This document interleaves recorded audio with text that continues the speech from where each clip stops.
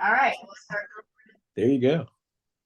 Well, good morning and welcome to the last meeting of 2023 of the Finance Committee.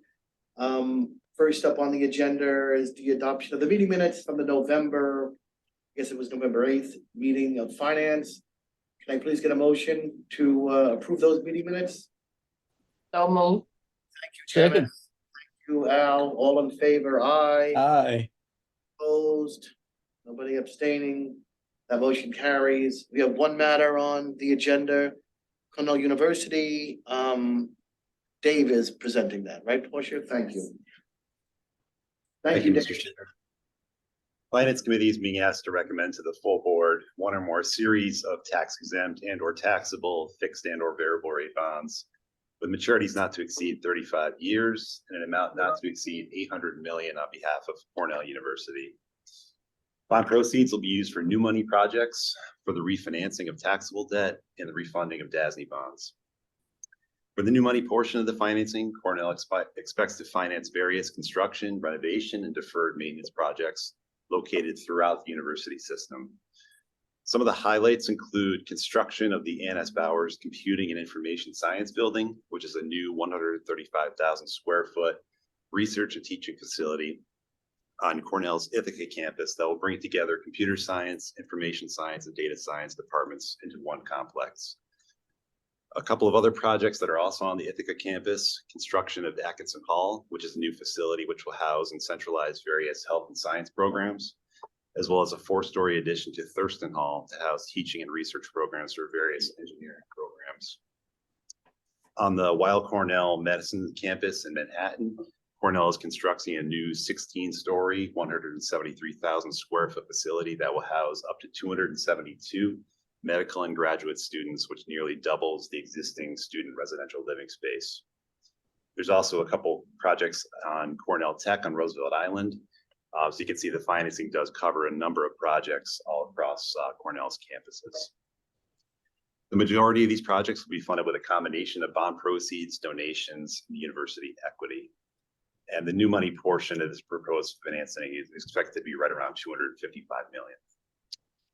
The refinancing portion of the transaction will include the refinancing of taxable commercial paper issued by the university, as well as taxable loans incurred by the university for capital projects.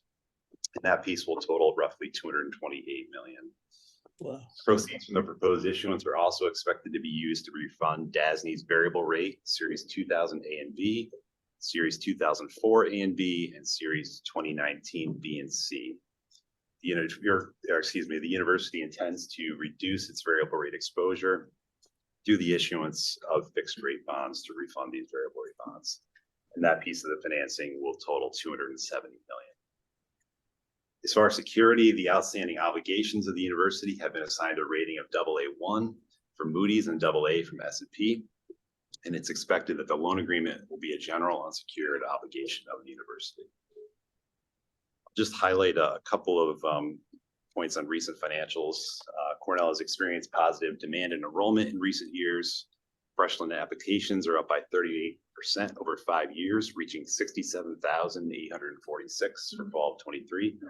And during that same time period, FTE enrollment has increased by 9.2%, reaching 27,674 for fall of 23.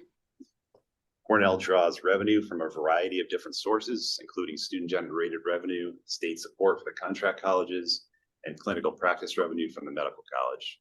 And as a result, Cornell's revenue composition is diverse, with only 21% of revenues coming from student-generated sources. And lastly, Cornell's balance sheet reflects growing financial resources and liquidity. Unrestricted net assets increased by over 22% over 5 years, from $3.4 billion in 2019 to $4.2 billion in fiscal year 23. Mr. Chairman. Thank you very much, Dave. Are there any questions? David, Okay. it's Al. What's it? I think it was in the report. I don't remember. What's it cost if you're paying full out to go to Cornell as an undergraduate today?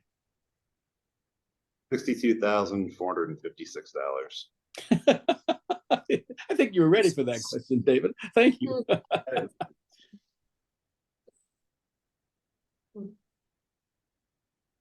else? Janice? No questions. Any other board members who are present? Any questions or concerns? Wellington, none? Okay, by the way, thank you for doing two reports for us. We appreciate Not a that. problem. Second one was actually a nice look, nice clean look.